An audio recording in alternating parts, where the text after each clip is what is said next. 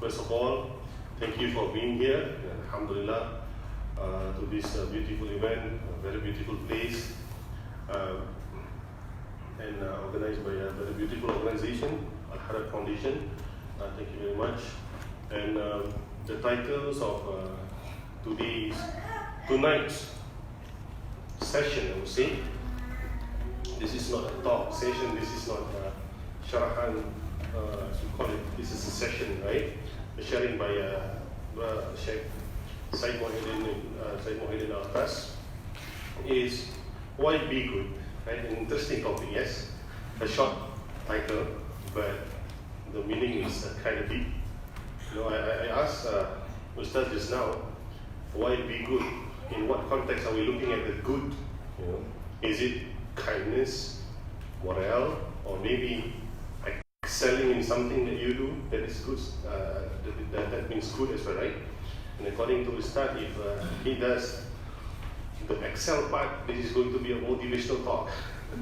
So he's going to stick with moral value, in which our beloved Prophet ﷺ is well known by his good akhlaq, right? A beautiful akhlaq. May all of us follow his example, inshallah. Right? Okay, a little bit of introduction about Al-Attas Foundation. Okay, this is a new organization, subhanallah, which focuses on charity and community. Maybe after this, Brother Hussein can share more about Al-Attas. And maybe the owner of this beautiful restaurant today is Miss Sister Farina. Do you want to share something about Kesong? Okay, so please welcome Sister Farina. A round of applause.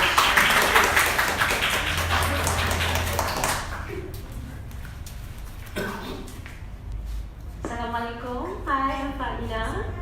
As you can see, our place here, we actually specialize in Southern Malay cuisine. But at the same time, if you are interested to know more about the artwork that we have here, we have local artists, we have local craft. So this humble space is for you to share, it's for you to meet and greet. So this is the first time we are organizing this event here. So hopefully later we can get more, inshallah. So thank you, Sister Farida. And the format of this session will be, we are going to spend the first hour, maybe a brief talk by our Ustaz Syed Muhyiddin here. And then the second session, we are going to spend about another hour, a more relaxed session where you can ask questions if you have any inquiries that you would like to clarify, or maybe some insights from Ustaz, inshallah, you are able to do so. Okay, so do not hesitate. The group is not that big tonight, so let's enjoy the session, inshallah. So without further ado, please welcome a round of applause again for Ustaz Syed Muhyiddin al-Attas. Thank you, Brother Azuddin. فاتحا لنا وأسلافنا الصالحين وبنية أن الله يفتح علينا فتوح العارفين ويفقهنا في الدين وأن الله ينور قلوبنا وقوالبنا مع التقى والهدى والعفاف والغنى والموت على دين الإسلام والإيمان بلا محنة ولا امتحان بحق سيدي ولد عدنان ولكل نية صالحة وإلى حضرة النبي صلى الله عليه وسلم بسر أسرار الفاتحة.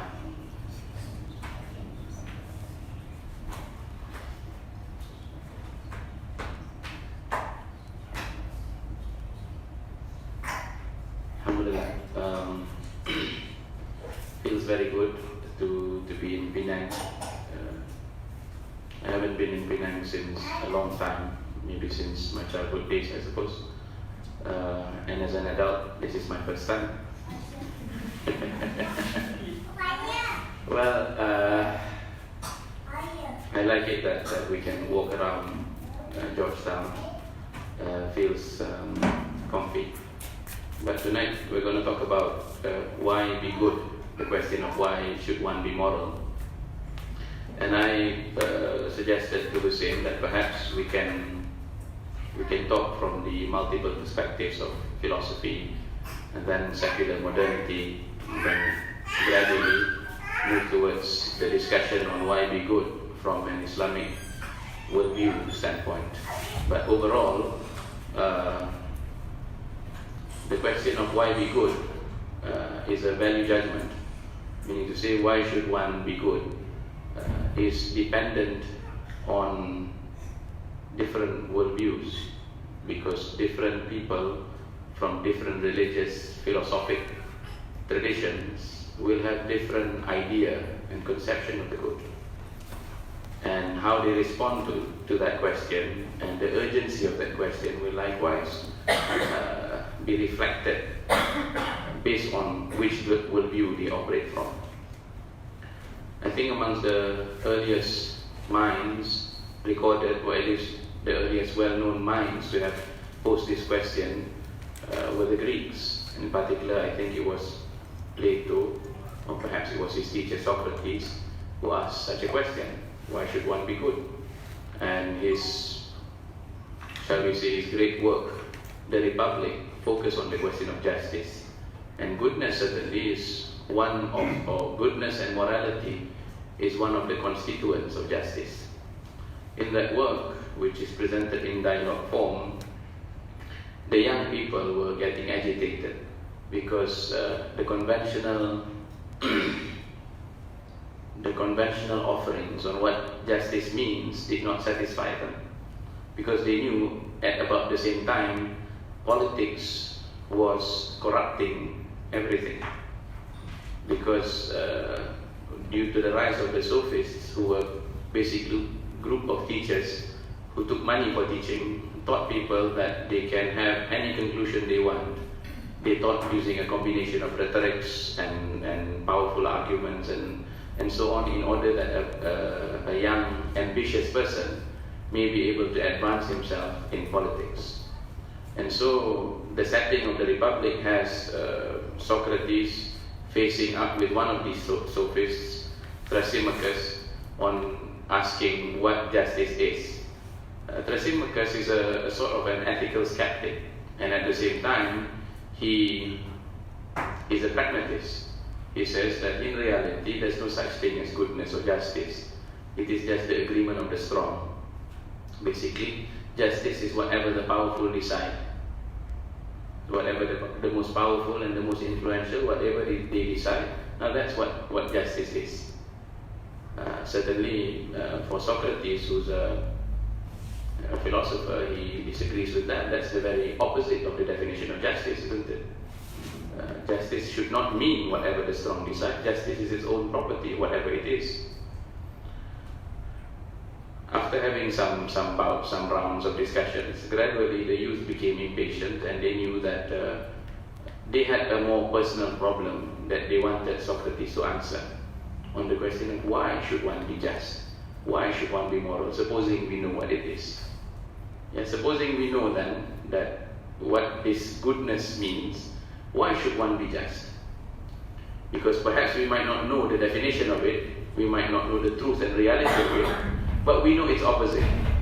The opposite of justice or injustice is to fall short of something, or to exceed something, or to be unjust to others, to take what is not rightfully one's due.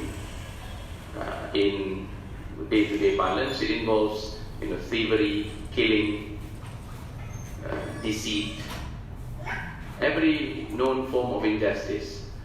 The question posed by the young man Glaucon to Socrates was that, if I can be unjust, why shouldn't I be? Yes. He's saying that in reality, morality is just a game that people play because they are afraid of being caught. Yes. But he's saying that, supposing we imagine using a thought experiment, that you can come into, you can come by into a sort of a magical ring, in which if you were to turn it inwards, you become invisible, and thereby become invincible. Yes. If you are invincible, would you still be moral? In today's imagination, you can say, if you had the powers of a superhero, if you had the special powers of a Superman, would you still be moral? It's weird, isn't it, that Superman is moral? Considering if he wanted, he can. Why did he use his powers for good? Superman with powers like that, he can steal certainly, he can defeat nations, and he can make sure that everyone worships him, but yet he remains good. So he must know the definition of justice, Superman. He must want to be just. Yes, whatever justice is. So in this case, in the case of Glaucon and Socrates, after being pressed like that, and then another thought experiment that he posed was that we know why some people are just. One was because they are too weak to overcome the law, and that's the case of if you're invincible, then you would. And see, the greater power you have, the more likely you are to break the law. Secondly, we know why people are just. It's because they're afraid of the consequences, and they want the rewards of being known to be just. Because a person who is known to be noble is respected by people. And whereas a person who has the reputation of being a criminal, of being unjust, is scorned. So justice, in a tentative definition, or why one should be good, is because you should be good because it is out of enlightened self-interest. Because if you're caught stealing, if you're caught cheating in business, then nobody wants to do business with you. So in that sense, being unjust is social suicide. That's why you want to be just. But that, again, is not the definition of justice. Because you can imagine a truly moral person would be so moral to such an extent that even if he or she were to acquire a bad reputation in doing that which is just, she would continue to do that which is just. Because she has discovered what justice means. And furthermore, the brittle nature of morality as self-interest, or to be good because it is in your self-interest, is also revealed when you're being done injustice, or in response to the question, is it better to suffer injustice, or is it better to commit injustice? Of course, neither is our preference, but if you had to choose between the two, would you rather be Abel or Cain? Would you be the brother that murders, or the one that is murdered? Which one is better? Certainly, if you are a moral person, you would say it is better to suffer injustice than to commit injustice. Now that is a truly rare person in that sense. But you would like to be such a person, isn't it? You think that such a person is worthy in himself, in herself, were such a person to exist. So Socrates is now saying that in reality, why people are unjust, why people don't desire the good, is simply due to ignorance, therefore. Yes, why you don't desire the good is because you don't know what it is. If you were to be told what it is, you know what it is, naturally you would incline towards what is good. What then is his response? He's saying that somehow inherent in human psychology is the notion of things being in their proper places. Then he begins to analyze the internal human psychology. He considers that within our psychological makeup, there is something called the reasoning power. The reasoning power inclines to justice and truth, and it inclines towards things which are permanent. It inclines towards abstract thought and ideas and justice. That's the reasonable portion of ourselves. But there is also within us the lust, desire, the desirous aspect. And then there is the anger or honor aspect of the human self. So justice for Plato, or rather Socrates, is a condition of things being in a harmonious relation with one another, where reason rules, and honor is serving reason in order to control your lust or desire. In other words, he uses the analogy of the charioteer and the horse. So supposing reason is like the one that runs the horse, the charioteer, you have two horses. One is the wayward horse, so you will need the stern horse in order to control the wayward horse, such that you can arrive at where you want to be. So the Socratic definition of goodness or justice is a condition of harmonious internal relation. Lack of discord within oneself. And to desire that which is the absence of discord within oneself is desirable, isn't it? To want internal peace and harmony, to not suffer attacks of conscience, to not suffer guilt, is sufficient cause for goodness. Is it? But in our day-to-day lives, don't we compromise every now and then? As in our day-to-day lives, whenever we think that we can escape a moral error, however small it is, we do that in the hopes that we can live with the consequences. And what history has shown, especially in the 20th century, with the development of technology and the capacity for destruction and killing, and the capacity for living with one conscience, for not having witnessed the consequences of one's crime, evil has become banal. Like what Hannah Arendt used to say when she sat through the trial of Eichmann, one of Hitler's men during the World War, who persecuted the Jews. She saw that this was not, she expected to see a monster, but this wasn't a monster. She expected to see a very vicious individual, a person who's blood hungry. No, he wasn't like that. Evil was just banal to him. It is just a matter of just pressing some buttons and executing some orders. There wasn't any guilt involved in that. Yes, because it is possible to, within the technocratic age that we live in, to consider yourself a mere machine and to just perform the tasks and roles to such an extent that you can and you will have to live with the consequences of an ecological crisis, an economic crisis, and the human crisis. And people continue to live. If you think about the true human costs of the extreme poverty that people suffer, the extreme, the consequences of murder and war that tribes and communities and individuals suffer today, I wonder if we can maintain our conscience. But somehow there is a means to do that. We can blot out those things. So therefore, you will need a stronger argument than mere harmony of the soul. Yes, a mere harmony of the soul for the sake of being just. Some people also may be able to justify themselves.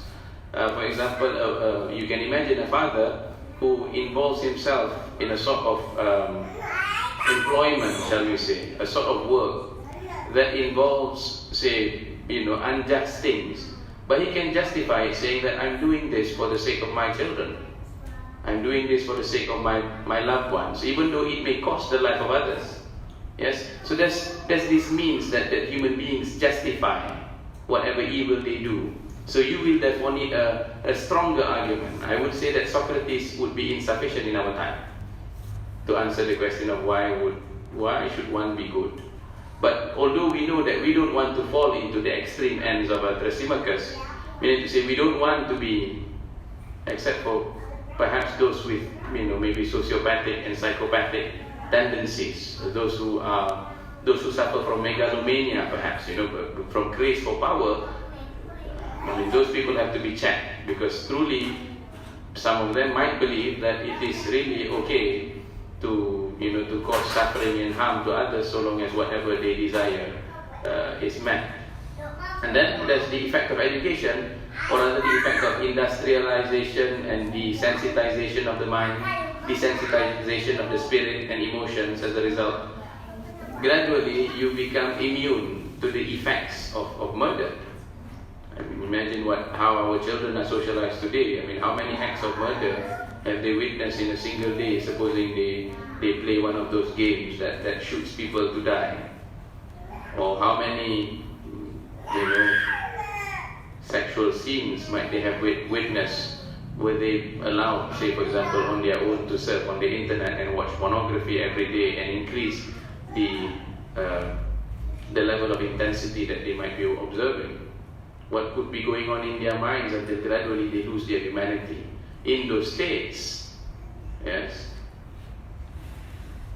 it will be very difficult. They will need a much stronger argument than the Socratic one. Supposing Socrates was to say, you would be happier if you are good. They would say, I don't think so. I would be happier doing what I'm doing, in that sense. So therefore, the question of why be good then will require an analysis also on the secularization, which I have already mentioned briefly.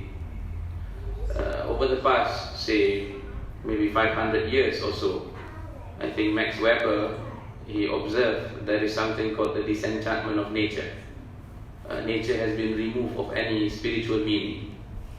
Gradually, man became to realize that human beings are left alone on this world to do whatever they want with it.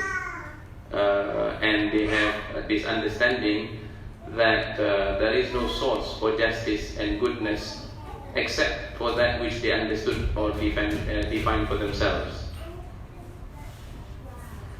The consequences of disenchantment of nature would be the desacralization of politics, where morality no longer guides politics, and the deconsecration of values, where no values is considered superior to another one.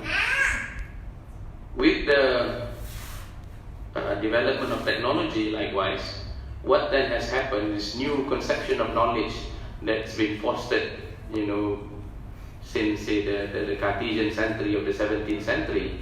What then has happened is a new conception of the world, in which morality becomes subsumed under progress. Progress became the chief word, where you would continue to expand, and sometimes those who are most guilty of the most heinous moral crimes are those who are themselves men of knowledge, meaning to say scientists. Some of them, some of the scientists themselves were the ones responsible for the atomic bomb, and later on the kinds of weapons of mass destruction that really knows no bounds in that sense. So secularization therefore has brought about this sort of imbalance in all kingdoms of nature. The mineral kingdom of nature, the plant kingdom of nature, the animal kingdom of nature, and the human kingdom of nature. Yes, there is no longer a measure for justice in that sense. Right now, basically, Protagoras has written with a vengeance when they say that man is the measure of all things, meaning to say man determines what is right and what is wrong. Man now is being separated from any metaphysical or ethical moorings. There's nothing that would determine that, except perhaps if gradually they have to suffer the psychological consequences of guilt. Perhaps they thought that they can even develop the scientific apparatus that they have, and using their instruments and their scientific knowledge, they can even numb those things. Using a combination of drugs, they can numb guilt, and they can counter depression that results from guilt using a combination of basically things that pertain to the body. So you will need certainly a much stronger argument of why should one be just in our time. Otherwise, you will have to suffer ethical relativism. And ethical relativism, the notion that there is no limits to what is right and what is wrong, it's nice to entertain as a philosophic concept. But if it were to become the, shall we say, the idea that is dominant in a civilization, it would spell disasters in multiple levels and areas. Living in the wasteland of ethics that we do today, what then could be the solution? Perhaps it would take some sort of ethical courage for some individuals that they thought that perhaps it is a life spent in activism, in some level of you would need a sort of a commitment to a sort of humane egalitarian ideals that you discover from within yourself, and you find other like-minded peoples and you fight for that. But even then, how do you know that that is superior to others who don't share the same ideals? Yes, I'm not here to bring a sort of a depressing sort of discussion, but trying to explore the the consequences, shall we say, but rather to highlight even further the question of why one should be good. For some others, they don't need that philosophical question, they don't need that answer, they just find themselves committed to that and they work towards it. And they find themselves that that's the kind of life that's worthy of living. That's when they look within themselves, that's the kind of person that they find out who they are and they stay committed to it. Even though sometimes they might have to entertain their existential angst, having not been able to prove that the ethical way of life is better than another type of life. I remember Soren Kierkegaard, I think he mentioned in one of his works, either or, he was trying to compare two kinds of living. There is the hedonistic type of life, in which you live a life of pleasure, the life of pursuit of aesthetic tastes, one after another, can be endless vacations, it can be the pursuit of pleasurable food and clothing and the things that brings pleasure to you. That kind of life, according to Kierkegaard and according to any reflective mind, would find itself challenged after some point.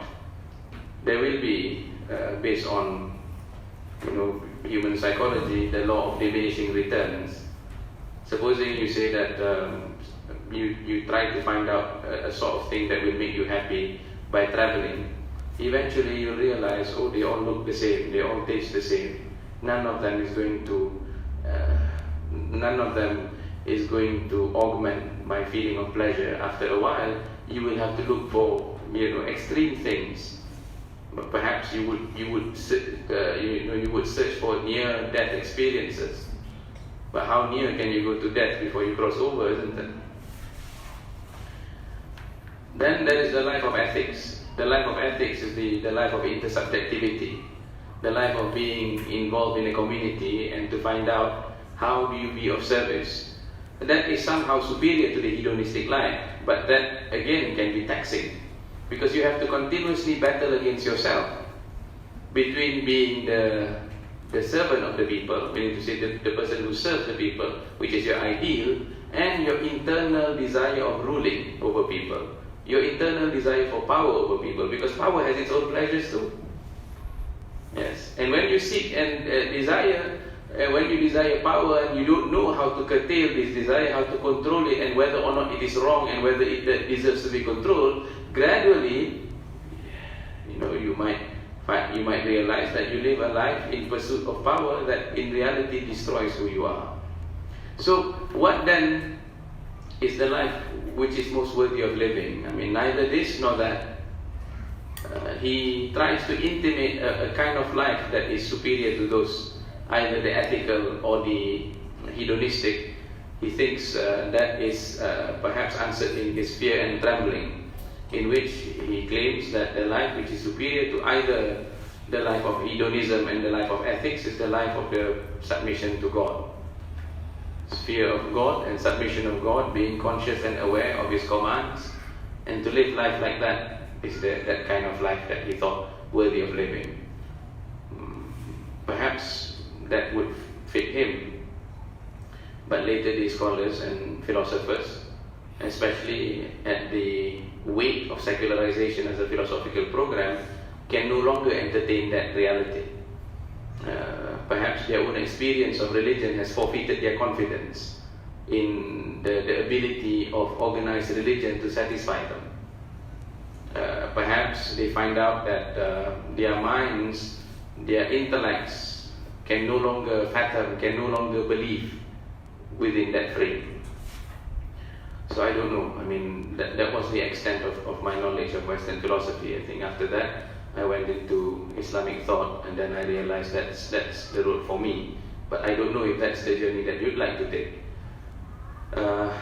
But for me, I think, having gone through these phases and having read through these things, why I think the Islamic worldview deserves a hearing at least, is because it provides the necessary answers.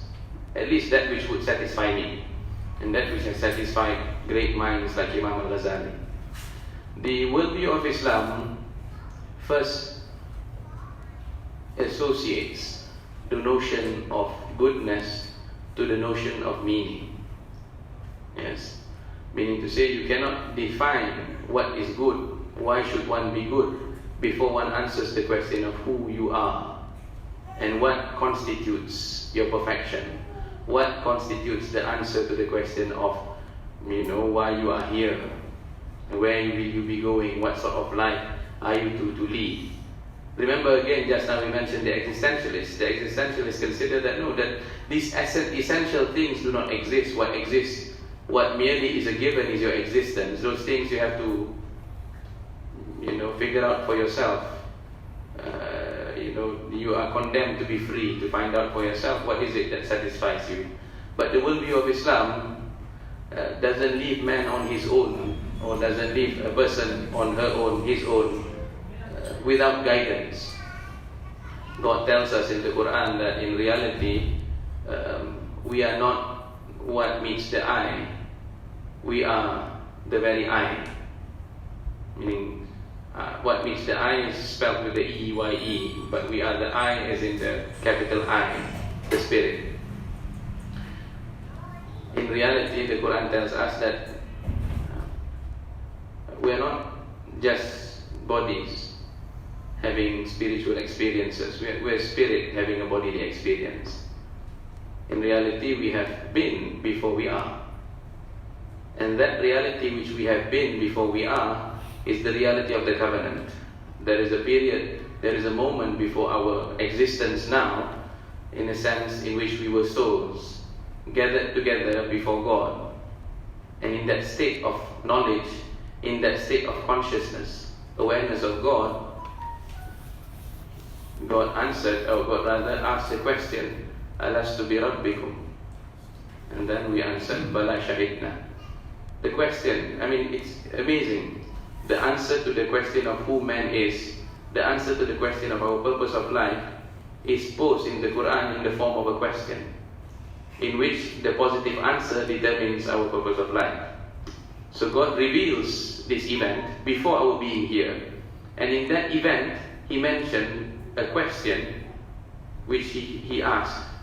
And that question is, am I not your Lord? And when we answer yes, we do acknowledge that you are our Lord. The answer to that question reveals that we already knew Him. Because if He were to ask, am I not your Lord? And our answer was no, that means to say we didn't recognize Him. But since we answered positively, that means we have knowledge of Him.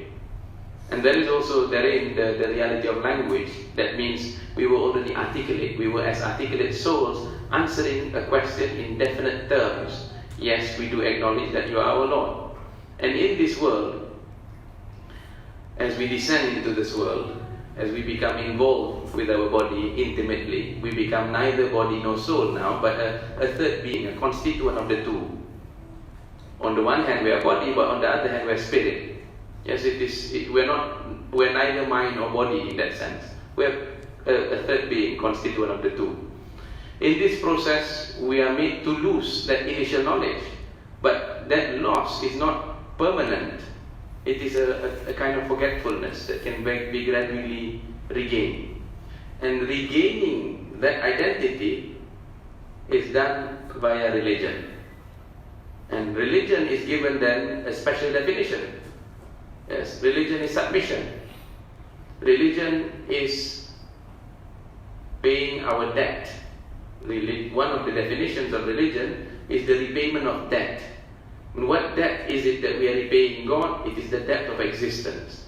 But the result of the paying of debts is the reacquisition of our identity. We submit to God, He grants us our lost knowledge.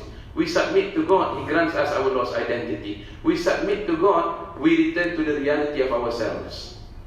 We return to the kind of knowledge that we have lost, the kind of knowledge that would restore our constitution, the kind of knowledge that would restore our reality as spirit. And as spirit, we are already finely constituted in the extent that we can only desire that which is good. So Socrates has something of an inkling to truth when he said that if he only knew that which is good, we would naturally desire it. But he did not define what the good was.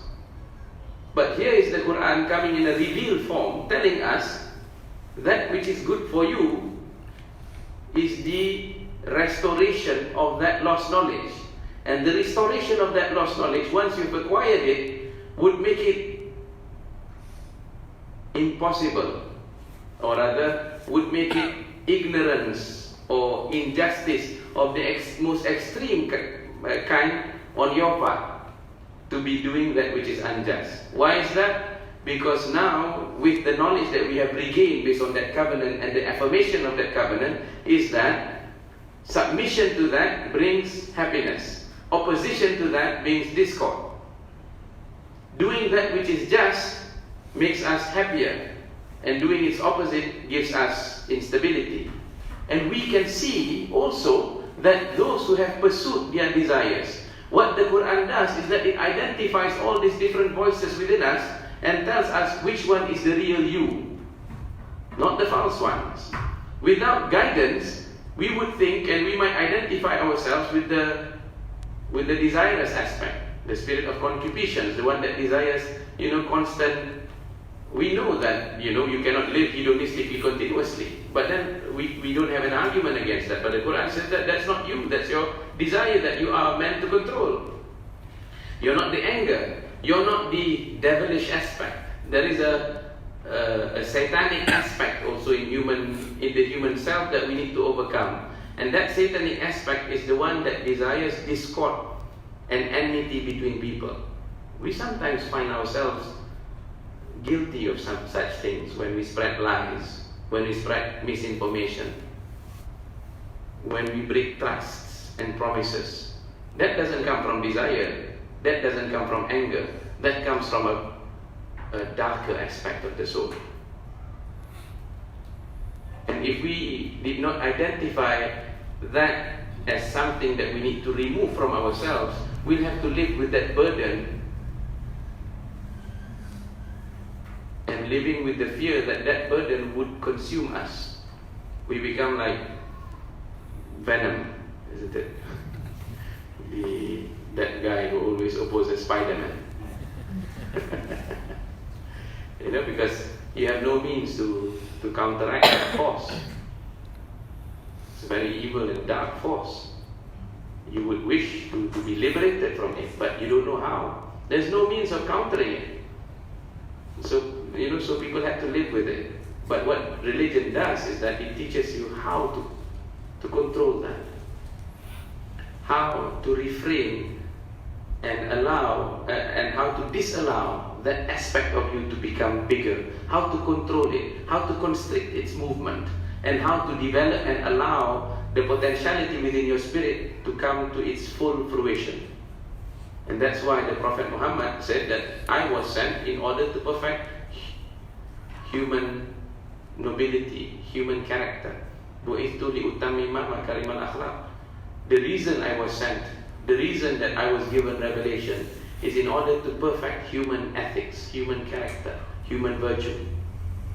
And only God, who has created us, can identify these things which are invisible, which are so close to us, which courses through our veins, and can teach us the means through which to overcome these things.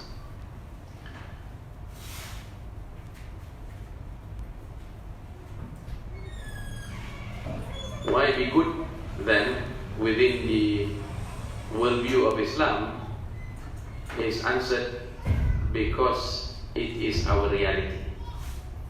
Yes. And opposition to it brings us further from reality. It brings us into darkness, and darkness is lack of that which is real. We want to come closer to that which is real. And the real of the real, the true, which is God. And we want to approach and come closer and closer. And God tells us to come close to Him. وَتَبَتَّلْ إِلَيْهِ تَبْتِيلًا. Come close to Him, approach Him. God said, وَمَنْ جَاهَدُ فِينَا. And whoever struggles in our way, meaning to say whoever struggles to come close to us, لَنَهْدِيَنَّهُمْ سُبُلَنَا. We would be the one guiding him, her, to the paths.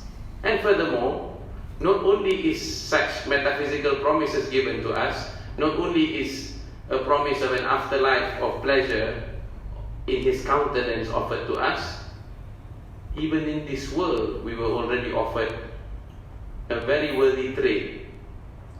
Because the answer there, well, in one of the verses, the Quran said, Man amila amalan salihan. Whoever does good. Min dhakarin aw untha, be he male or female.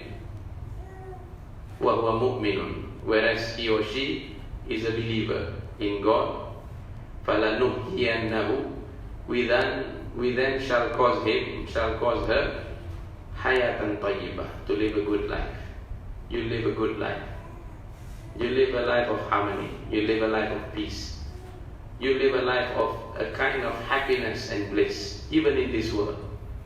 Happiness in this world is understood as that which is happiness in this world is understood as certainty of the truth, and that kind of certainty is what our soul has been looking for, and that certainty is consolidated by actions in conformity with it, and it becomes more intense, more vivid, more lucid.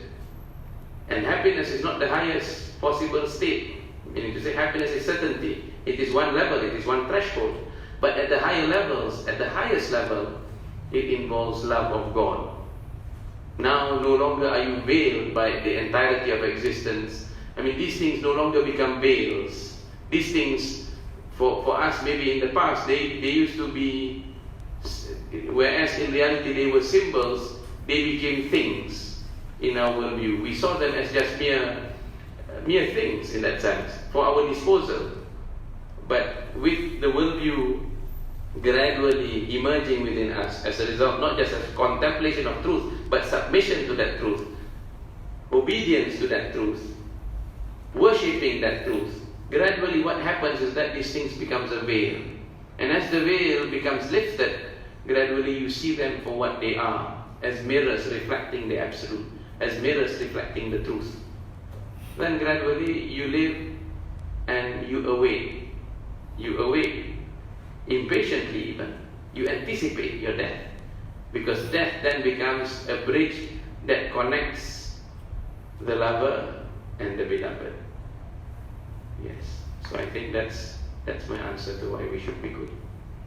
And that's the first hour, isn't it? Okay.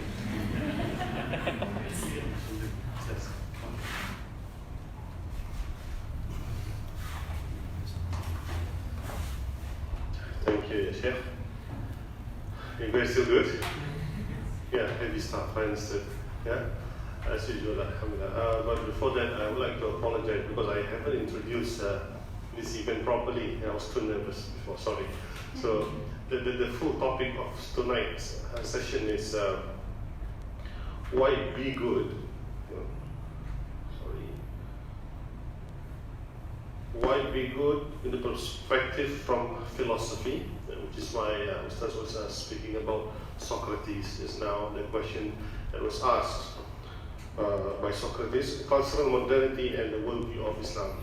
Right? And I also like to apologize because I haven't introduced our Ustaz here properly. Ustaz Syed Muhammad Muhiyuddin Ibn Hussein al-Attas graduated from Otago University, New Zealand, in philosophy, right? And he's a key admirer of Sayyid al-Attas, and because of that interest, he pursued a master's degree in Raja Saleh Sofia Center of Advanced Studies in Islam, right, under the tutelage of Professor Zaini Osman, Professor Wanur Daud, and all the direct students of Sayyid al-Attas, right? So why be good has been answered extensively. I know deep stuff. I don't understand that, right? Yes. So do you have any question? Okay, Ustaz here allow all of us to ask. Maybe if you have a question not related to this topic, you can also ask to verify, perhaps about Islam, but hopefully not too far from the topic, right? But we can try, inshallah. Yes, Ustaz? Okay, so. Or maybe you have. It doesn't have to be questions. Also, if you have insights you'd like to share. Yes, you have insights you'd like to share. Maybe. Okay. If you are not ready to ask. Yeah, okay, brother Hussein, yes. So the next question perhaps, that's the idea of good in Islam is a concept of, it's a holistic concept, or it's just a particular single per case concept. For example, you have a different life, I have a different life. You're rich, I'm poor. So you can talk about goodness because you have all those properties, all the wealth that you have.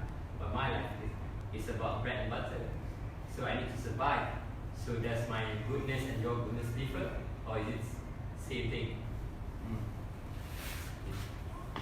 So yes, our scholars have deliberated at length on these things. There is an aspect of goodness that is all-encompassing, and that is the one involving certainty of the truth and acting in conformity with it. But this certainty of the truth involves the arkanul iman, you see the pillars of the faith.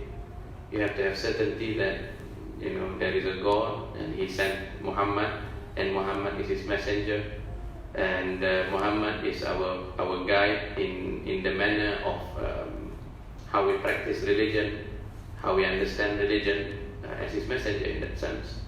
We believe and affirm the Quran as the finally revealed book, and the reality of the afterlife, that we will be resurrected and we will be judged according to our deeds. We believe certainly that everything that we are doing, that we have done and that we would be doing, none of this escape God's knowledge and God's determining of things. Yet we maintain the reality of freedom also within that worldview. Now, as for these things, they are of course universal. It doesn't matter if you're rich or poor, isn't it? But of course, in the worldview of Islam also, you make allowances that people are certainly different in capacity, people are certainly different in ability. As God said, La yukallifullahu nafsan illa wus'aha.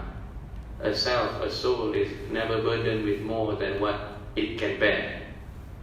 So, and then at the same time, the heaviness and the burden of trust is also mentioned in the Quran. When Allah mentioned, for example, that indeed we have offered this trust to the heavens and to the mountains, and both the heavens and the mountains reject to carry this burden, but yet man decided to carry it. Indeed, such a person is extremely unjust and extremely ignorant.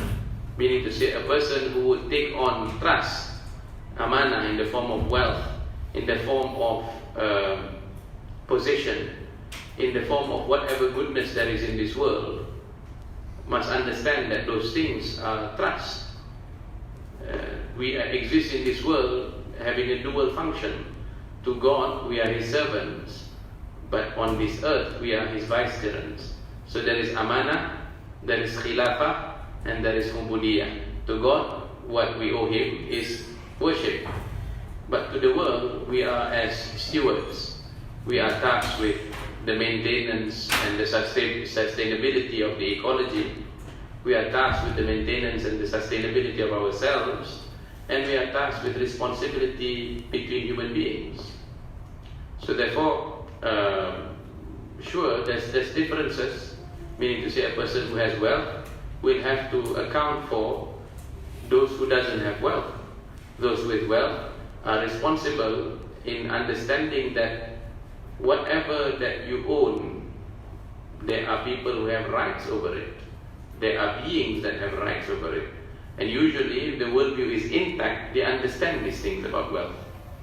And similarly, if they are not given wealth, they also understand that what is required of them is patience. So the firm believer in this sense will understand that, of course, a person may say that, for me, most important is bread and butter, and Islam certainly doesn't prevent you from working to earn a living. It encourages you. In fact, in certain ahadith, it is mentioned that it is a religious duty for a person to go out and work and to find a suitable form of living. But yet, we are told to never forget God, yes, and to pursue our work in order to earn His pleasure. So there is this stability of the meaning of what happiness and what goodness means. Yes. Thank you, Ustaz. So another, Ustaz also allows if you have any insights you want to share about what he discussed just now. If I may, okay, yes. Yeah. Okay.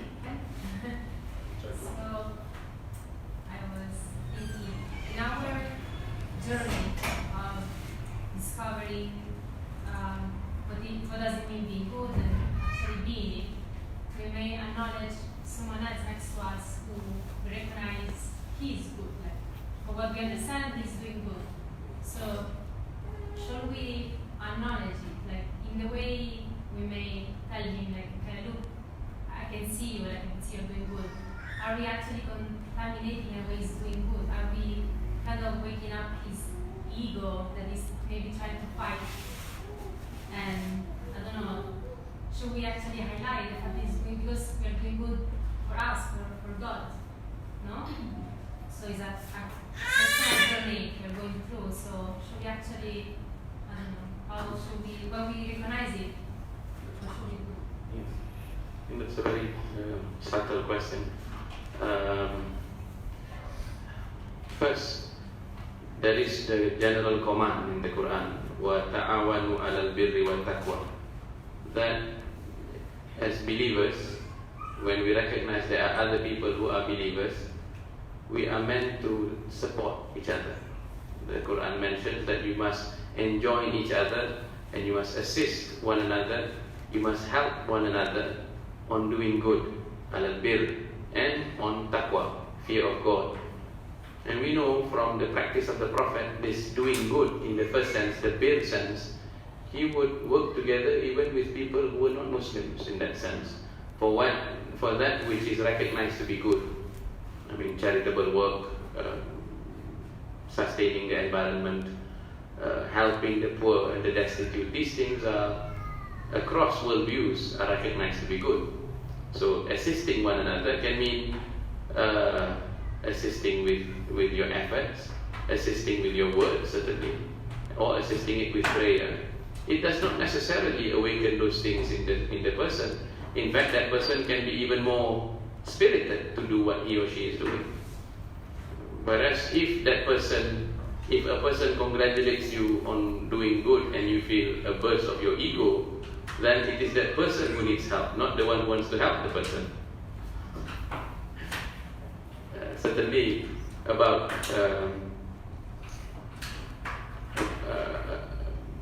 the higher levels of improving oneself, where purification of the heart is concerned, that's also one of the contents of the Quran, the teachings of the Quran, because the Quran mentions that in the Quran is found guidance, in the Quran is found the cure, fihi shifa linnas. It is a cure for mankind. And what does it cure mankind from? Not physical illness per se, but it is the illness and the sicknesses of the heart. And the sickness of the heart, one of such sicknesses includes, of course, envy, arrogance, but it is a particular sickness for the heart to feel a burst of ego when you're praised for doing that which is good. That's what you call riya in reality. Riya is ostentation. It is to do something good for other than God, or to leave behind that which is bad for other than God. That's riya. And God, in fact, in one of the later surahs, or rather in the final juzuk, it is mentioned there, فَوَيْلٌ لِلْمُصَلِّينَ. God curses even those who pray. As those in a state of prayer, الَّذِينَ هُمْ عَنْ صَلَاتِهِمْ سَاهُونَ وَالَّذِينَ هُمْ يُرَاءُونَ. Those, when they pray, they are not paying attention. And when they pray, they do that as a means to show off. Now that is condemned by God. So if you suffer from riya, you have to get help in that sense. Just like a person who suffers from any regular illness will go to a doctor to get help. Those who suffer from internal sicknesses, and that's also, I think, the religion of Islam, the worldview of Islam, it doesn't offer merely philosophic answers to what is goodness. nor does it offer the mere answer to the question of why should one be good. It also offers the how to do it. First, you have to be convinced that you want to do it. But then, should you decide to want to be good, the Quran and the wealth of the Islamic intellectual and spiritual tradition gives you the how to do it. Because I think Paul mentioned in one of his letters, perhaps it was to the Romans, he mentioned that for the good that I would, but I do not, and for the evil that I would not, that I do. So Paul is, in a sense, he understood the reality of the soul better than Socrates. Socrates merely mentioned that if people knew what was good, they would already incline towards it, they would do it.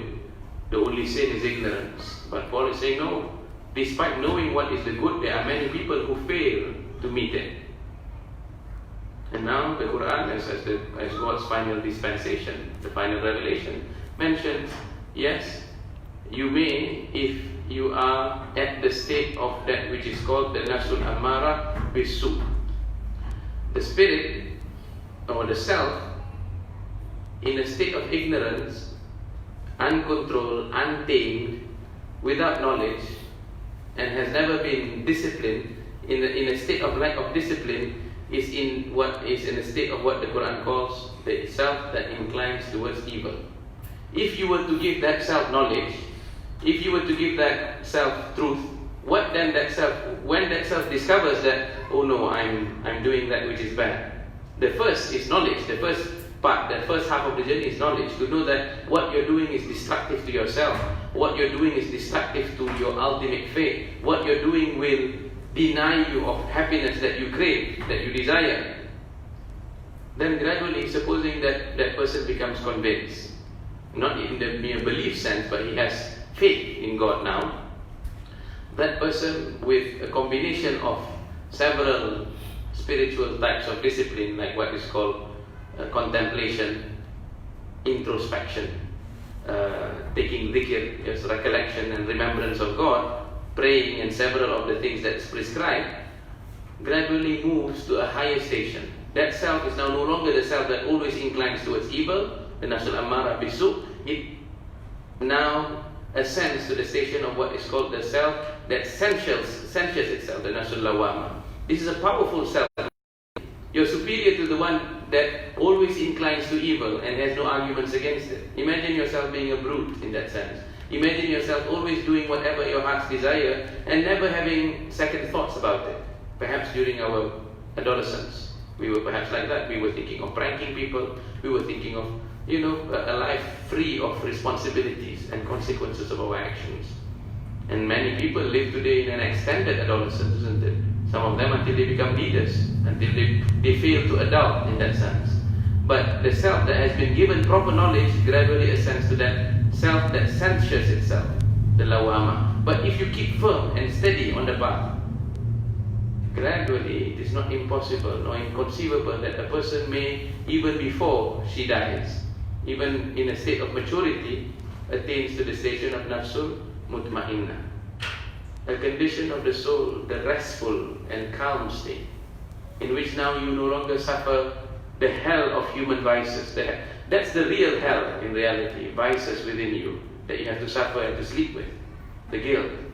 But when you manage to free yourself from the hell of human vices, you live in a state of this nafsul mutmainnah. In this condition, you find calm by recollection and remembering God, and you act according to His commands. There is a very powerful hadith by the Prophet in which God said, my servant approaches me or comes close to me by the acts which I have obligated for him or her to do. And she or he does not cease to draw near to me through the acts of supererogatory acts. Meaning to say, in addition to that which is obligatory, you do that which is supererogatory in order that you can speed up your journey to God. Hatta uhibbahu. To imagine that, the Lord of the universe, your Creator, the one who knows you more intimately than you know yourself, the one that knows the secret, your inmost ground of being, is now saying that if you perform these things that I have tasked and you do more, you will continuously approach me until I love you. Hatta uhibbahu. And God said, فَإِذَا أَحْبَبْتُهُ. And when I have loved him, I become for him the eye through which he sees. I become for him the ears through which he hears. And I become his hands through which he does things, and his legs through which he walks to the places of his desire. And should he ask me something, I would surely grant him. And there is nothing that I would be more hesitant than to take his life away. Right? So that's the possibilities of self-improvement.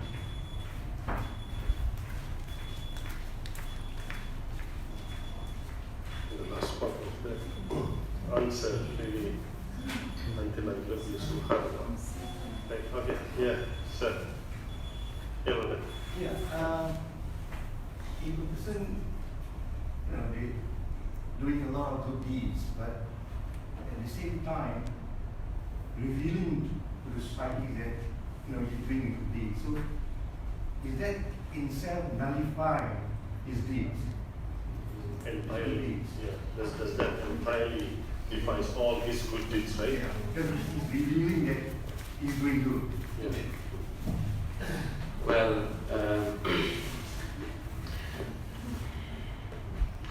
the first way to answer this, I think, is the first hadith in the collection of the 40 hadith of Imam An-Nawawi. Innamal a'malu binniyat. Indeed, every action is dependent on the intention. We don't know what such a person might have intended. Supposing a person who does good and reveals the good that he does in order or in the hope that other people will also be doing good, then perhaps Allah would reward him. But there is also a special kind of deed, to say a special kind of reward for a person who does good to the extent that nobody knows that he does good. And one of the prophetic way of describing this is that he would do good in such a way that if his right hand were to do it, then the left doesn't know. Such a person is rewarded by God in the Yawm al-Akhirah, in the day of resurrection, when all human beings will be gathered for judgment, when the sun would be scorching hot, not like what we know in the world, but much hotter, when people cannot bear that kind of anger by God and heat. There would be 7 people or 7 groups who would be protected, who would be veiled from such heat and such punishment. One of them is a person who does charity in silence, in hiddenness. There are others, for example, the youth that spends their youth with their hearts attached to the mosques, meaning to say the places of prayer. Another category are those who come together and disperse for the sake of God, meaning to say they would meet other people who are lovers of God, those who fear God in that sense. Another category is the just ruler. He will also be one of the 7, or she will also be one of the 7. Another category is a person who, when someone tries to seduce you, into doing something which is wrong, or to seduce you to do adultery, you manage to refrain yourself from doing that. Such a person will also be one of the 7. And many more. There's a few more categories left. So one of them is certainly the one who does charity in silence.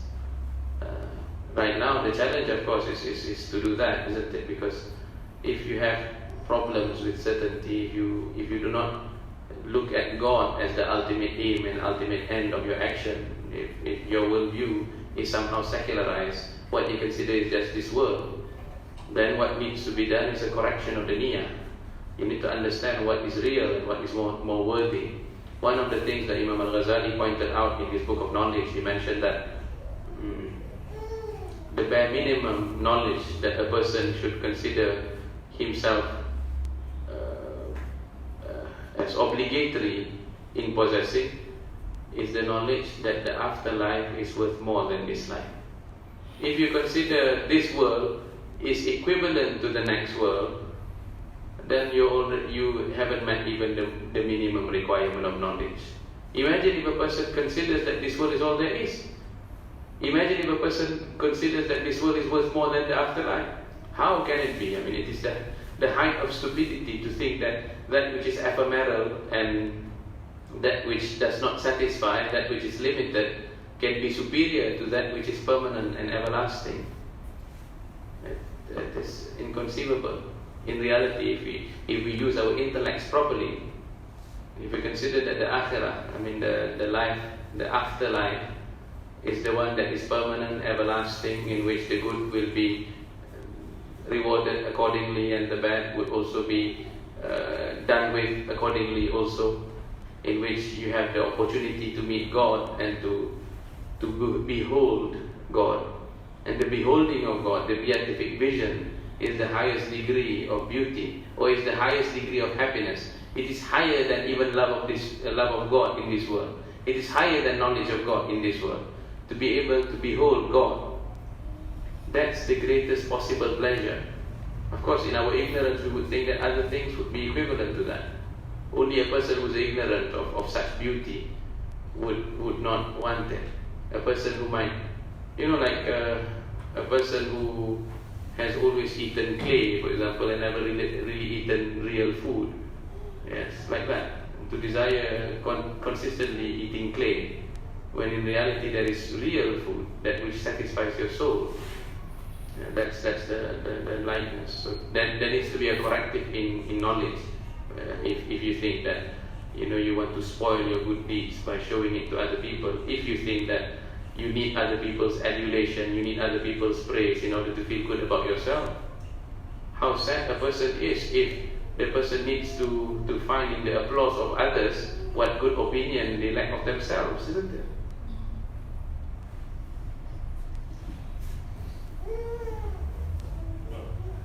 Another question. Yeah. What is the value that ties the goodness together? I mean, say if I put the goodness, the idea of good, the wrong way, in the wrong place. For example, the value that I say is, for example, I have this idea of justice as the whole concept of good. So I apply justice everywhere. Or I sabar for the patient.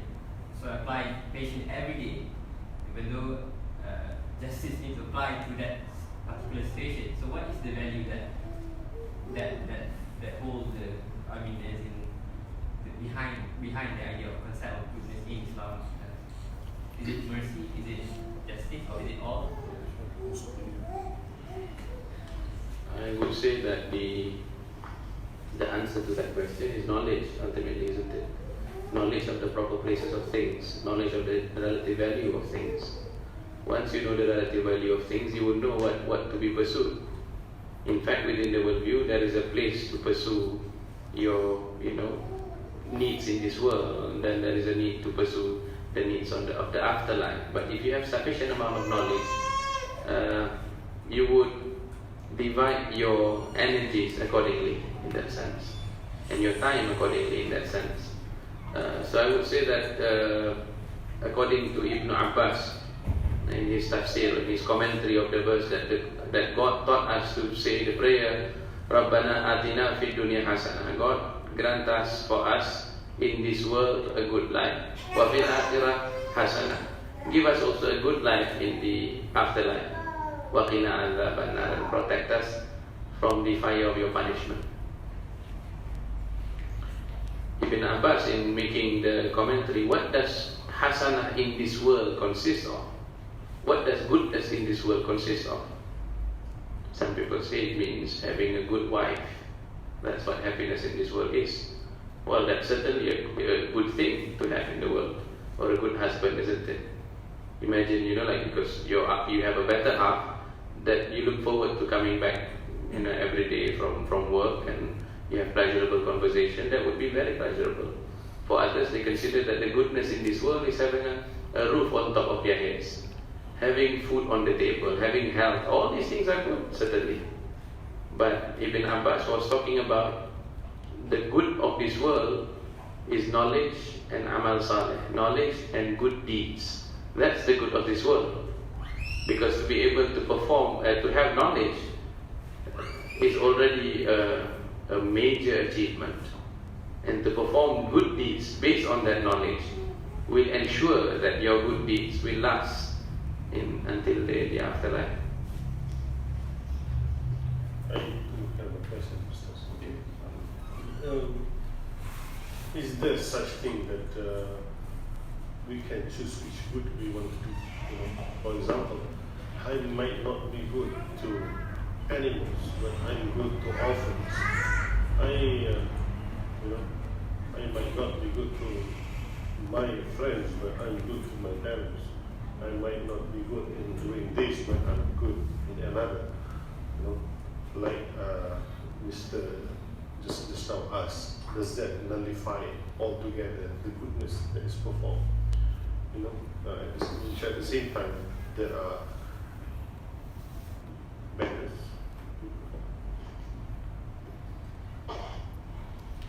Yeah, of course, certainly when we talk about good things, as we mentioned just now, good things are many and good things are of various different ways. Yes.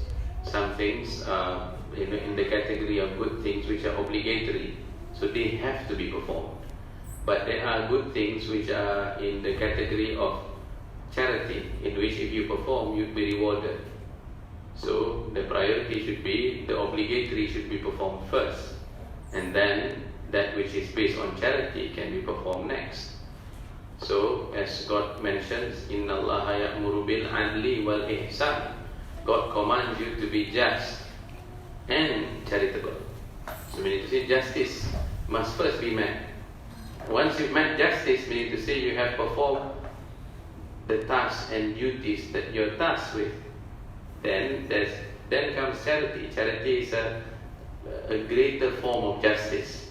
Meaning to say it's justice overflowing becomes charity. But you cannot, for example, in a sense, perform good deeds if it will cause detriment to another. Itu orang Melayu. I mean, the Malay people say like, kera di hutan disusukan, isn't it? When you would feed the monkey in the forest or in the jungle, but you leave your child to starve. That's a very powerful analogy, isn't it? Meaning to say your child has a greater right over you than the monkeys in the jungle. Although it's good to feed the monkeys in the jungle, but you shouldn't do that if you're leaving your child, in that sense. So you have to perform the rights of those who have rights above you, over you. Meaning to say, if you have parents, you have to serve your parents. And look at how the Prophet was with the companions. Some of the companions, although jihad, meaning to say physical struggle against a force that was compromising the Muslims at that time, was a religious obligation. But one of the Sahaba said that I still have parents and they are not well. So the Prophet said, no, you stay home, you take care of your mother. One of the Sahaba, his very own son-in-law, Uthman ibn Affan, was taking care of his ailing wife. And this was the great battle of Badr, in which if the Muslims were wiped out, there's no longer going to be a history of Islam. But the Prophet said, no, you stay home, you take care of your ailing wife. That means to say there's always priorities in that sense. And one of the people who lived during the same time of the Prophet, but never got to see the Prophet, but was well praised by the Prophet, to the extent that he told the companions that you must seek out Uwais al-Qarni. Uwais al-Qarni never got to meet the Prophet because, and that is the Prophet, the Prophet of God. You're not going to see another one after him. He's the last of them. And even then, he had an ailing mother. He never went until the Prophet passed on, like that. So yeah, certainly, when it comes to doing good, you have to recognize which one is in the sphere of responsibility and which one is in the sphere of kindness. That which is in the sphere of responsibility have to be done. That which is in the sphere of kindness ought to be done. It's good to do it in that sense. It's good to be good. but it's important to be just. Yes. Fine. Another question? Yes. Okay, there's just a Malay proverb that came across on my mind. They call it berbuat baik pada-pada, buat jahat sekali. So can you comment about that thing? Buat jahat jangan sekali. Berbuat baik pada-pada, berbuat jahat jangan sekali. Jangan sekali. Maybe like is there a limitation to this? Do good. Pada-pada, if you want to be kind, then you must observe limits. You must know the limits of kindness that you can offer, but never do evil. That's a very sound advice, isn't it? Meaning to say, you want to be kind to others, you have to measure your ability. You shouldn't. The Quran says that when it comes to wealth, for example, do not spread out your hands until there is nothing. Nor should you put your hands around your neck, meaning to say to refrain from giving others at all, like that. So doing good, you must know your limit in that sense. But different people will have different limits, certainly. We look at some of the companions during one of the campaigns when the Prophet required that they give charity for the sake of the religion. Sayyidina Umar gave half of his wealth. Yes, half of his entirety of his wealth was given to the Prophet for dispensation. Then when it came to Abu Bakr as-Siddiq, the companion of the Prophet, he gave everything.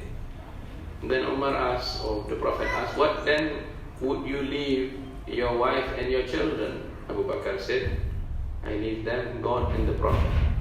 Surely that's not, for him, he's able to do that, because that's his limit in that sense. But you know your own limit in that sense. You know your own capability. Because if you were to do more than what you're able, then there will be resentment, isn't it, within you.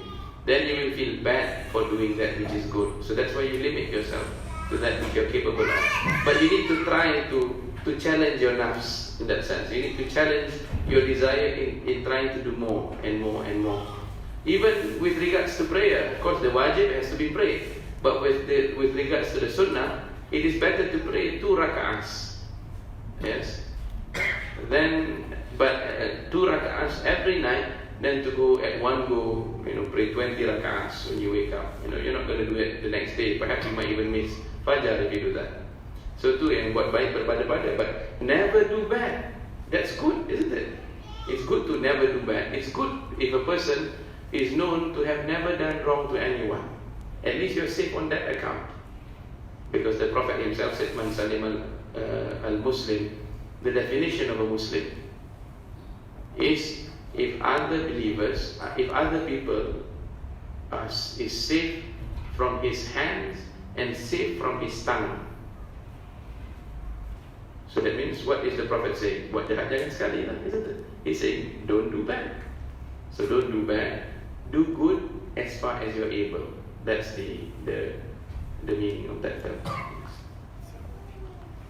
Then we must try to increase our living, yes? Yeah. I guess still good. Maybe we can go for some kuih first. Help yourself, some light refreshment, inshallah. Yeah. Thank you, the host, for sponsoring the venue and the food as well. So. Okay.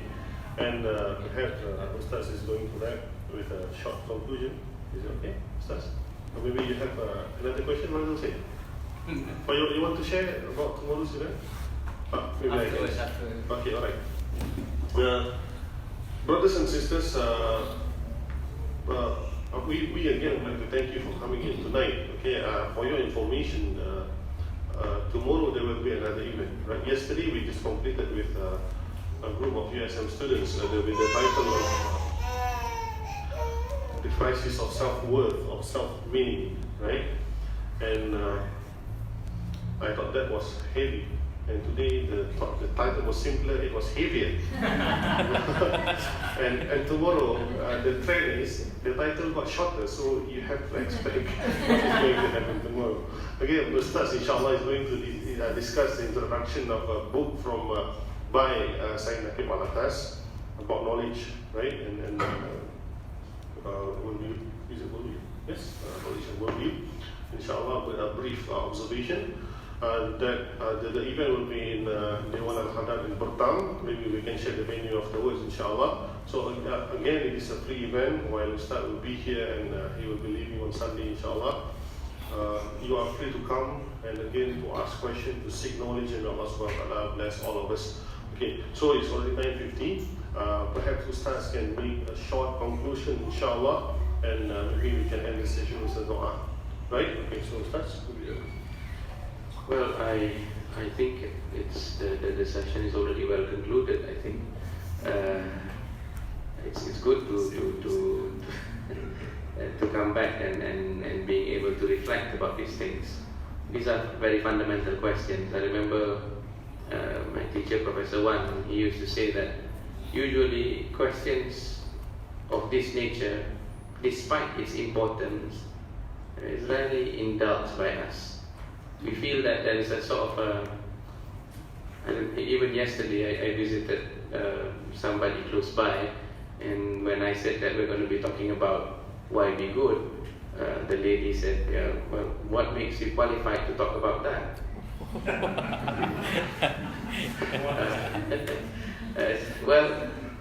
Then my answer was that I'm not planning to dictate, to teach you the answer of that question, but I want to raise the discourse. I want that we are able to ask questions of this nature also, not just which shoes we like to wear and what clothes we like to have on, which countries we like to travel to, which houses we like to stay in. Those things we ask every day. Why can't we ask questions of this nature every now and then? And I think even tonight I try, at least, although maybe my tone might suggest otherwise, I try not to be imposing. Meaning you're free to disagree with me, you're free to come up with an alternative picture, alternative view, and I do welcome questions as well as insights and disagreements. I wanted to start the discourse because I think it is time that one of the things that in that book Homo Deus, yes, is it Harari or Hariri?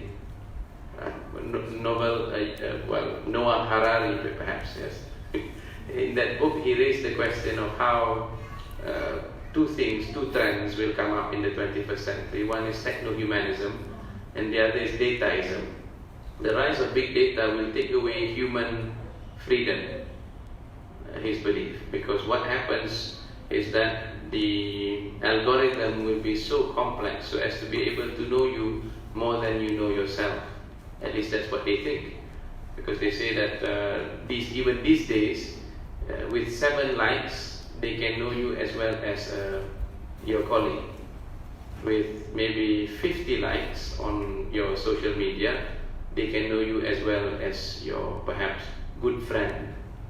By the time it gets to 300 likes, if you like 300 things, they will know you more than you know yourself. At least they think like that. Why is that?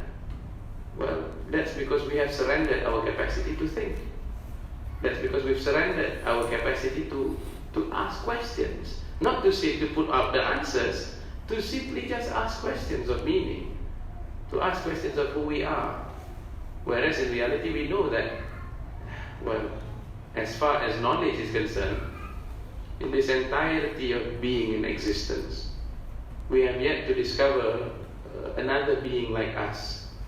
Despite what Star Trek and all this science fiction are suggesting to us, we have yet to encounter another being that can question their existence. So if we don't exercise that capacity for philosophic reflection, who will do it? Yes, like if I'm not for me, then who will be for me? If not now, then when? Isn't it? So we should do that, I think. And please find the pleasure of philosophic reflection. And hopefully, hopefully in the future we will have more discussions and engagements of this type, either in Penang or elsewhere if we meet. I thank you very much. Inshallah. We ask that Allah subhanahu wa ta'ala, who is the repository of wisdom and knowledge, who has created us, who has granted us existence, who is all-knowing, who is all-beneficent and merciful, who has granted us passage into existence, who has endowed us with intelligence, who has endowed us with a spirit, who has endowed us with a heart. We ask that He guides us to the path of truth. We ask that He allows us to arrive at knowledge, to arrive at truth. We ask that He may remove from us the doubts and the waverings that come from within. We ask that He increases our capacity to overcome the baser aspects of ourselves. And we ask that He increase our knowledge, and He increases His light and guidance. And we ask that He revives our hearts until we can come to know Him. And we ask that He guides us and He protects us, and may He forgive all our past errors and sins.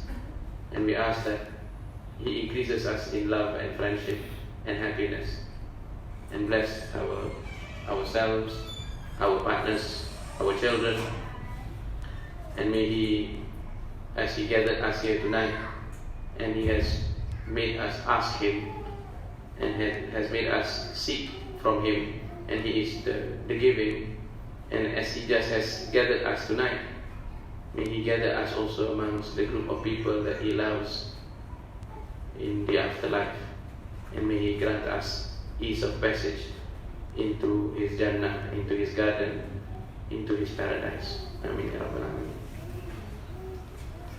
With that, اللهم أنزلنا بفضل ما وصفا وعلي وعلى صحابة أجمعين والتابعين والتابعين بإحسان إلى يوم الدين. قولوا قولي هذا أستغفر الله العظيم وعليكم. Thank you very much again. By the way, there's a bottle, you can fill the donation in. Okay, for future projects. Okay, this is not for us, not for us personally, but this is for the foundation. Inshallah, with that fund we can fund our future project. Inshallah, may Allah subhanahu wa ta'ala grant you a lot of goodness with that, in this world and the next. Until then, thank you very much. Assalamu alaikum wa rahmatullahi wa barakatuh. Thank you very much, Ustaz. We've got the books that we're going to discuss tomorrow in Malay. It's in Malay, it's by al-Attas. It's called In Jawa Ringkas, Peri Ilmu Nampak Dengan Alam. So it's another heavy stuff. Maybe, you need the translation for that one. But this is in Malay because Brazil has got a bit of Malay speaking context. And then the other thing is we'll try to bring, I call it Ustaz, some call it Habib, or some call it brothers. I call him my brothers. Okay, and then try to bring him maybe, if not every month, every 2 months to here. I mean freely, but sometimes we need a bit of donation like today. So feel free to on, so for anyone, and feel free to get some food. And thank you very much for hosting us tonight. Miss Farina, I know she saw me running around looking for places. And then she opened the door for us. Thank you very much for the food. And then get some food. Okay, thank you very much to you.